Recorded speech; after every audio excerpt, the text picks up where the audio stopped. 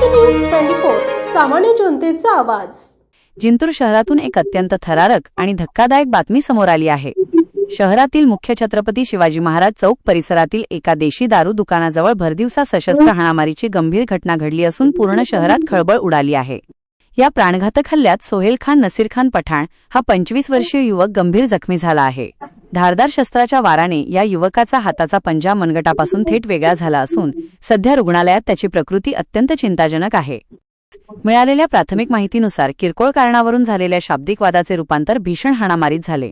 शहरात खुलेआम सुरू असलेल्या गांजा, गुटखा आणि जुगारासारख्या अवैध व्यवसायांमुळेच गुन्हेगारी वाढत असल्याचा संताप आता नागरिकांमधून व्यक्त होत आहे। घटनेची माहिती मिळताच पोलिसांनी घटनास्थळी अतिरिक्त बंदोबस्त तैनात केला आहे। गुन्हा दाखल करण्याची प्रक्रिया सुरू असून फरार आरोपींच्या शोधासाठी पोलीस निरीक्षक गजेंद्र सरोदे यांच्या मार्गदर्शनाखाली बीटजमादार महेश गजभारे, नसीब खान पठाण आणि परभणी गोपनीय शाखेचे जिया खान पठाण यांचे विशेष पथक रवाना झाले आहे।